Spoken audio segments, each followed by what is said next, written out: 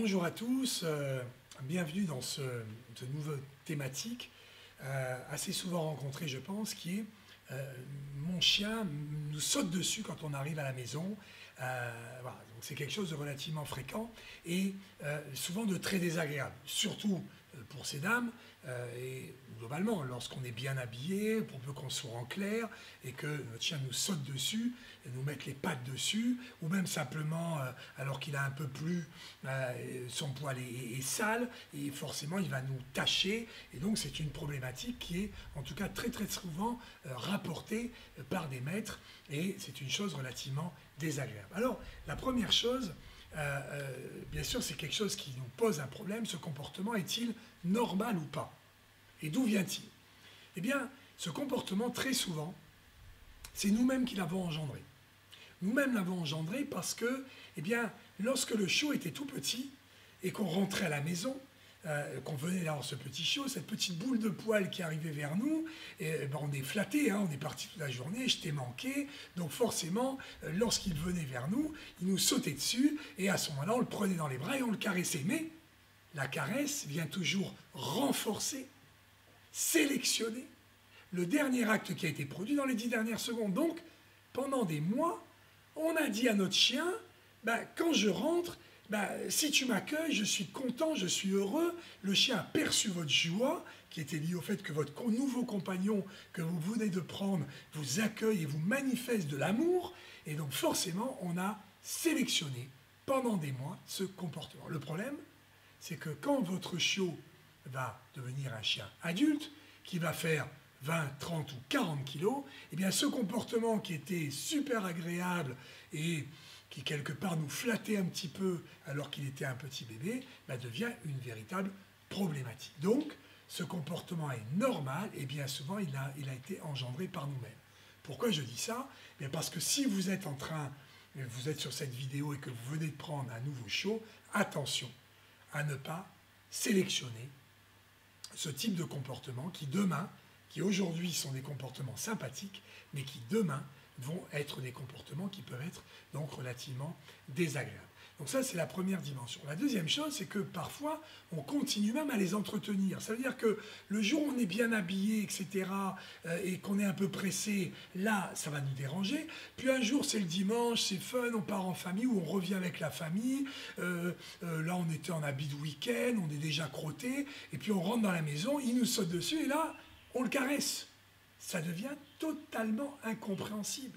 Qu'est-ce qui se passe? Des jours, ils rentrent, ils ne sont pas contents si je fais le même acte, je leur saute dessus. Des jours, ils sont contents, je finis par ne plus rien comprendre. Et l'entrée à la maison de mes maîtres, leur retour, devient quelque chose que j'ai du mal à comprendre et qui devient même, pourquoi pas, stressant. Alors, que faut-il ne pas faire, surtout, par rapport à ça? La première chose, c'est que très souvent, ce que l'on va faire, on va crier et on va envoyer des claques, des petites claques sur le museau ou repousser. Le problème, c'est qu'en communication de chien, lorsque l'on crie, lorsqu'on envoie des petites claques comme ça, ou même si l'on pousse, ce sont des appels au jeu. Ça veut dire que, le comportement est renforcé, puisque je suis venu accueillir mon maître et il est super content, il joue avec moi. Le comportement est donc renforcé et même il est développé. Puisque on fait une partie. Mon maître me repousse pour que je fasse une partie avec lui, et il saute de plus en plus. Donc tous ces éléments-là, qui bien souvent sont notre manière de répondre à ce moment que l'on trouve désagréable, vont au contraire renforcer le comportement de vous sauter dessus à votre tour. Une fois que vous avez donc éliminé tous ces éléments-là qui vont renforcer ce comportement, que faut-il faire pour l'éteindre? Eh bien, lorsque vous allez passer le portail, votre chien arrive, vous allez faire l'arbre. Alors, je fais très bien l'arbre. L'arbre, vous croisez les bras, vous regardez en haut et vous ne bougez plus. Retenez qu'un arbre, ça ne bouge pas, c'est planté, ça ne bouge pas. On croise les mains pour éviter les interactions avec les mains et on regarde en haut parce que l'interaction avec les yeux est une interaction qui peut être forte avec le chien.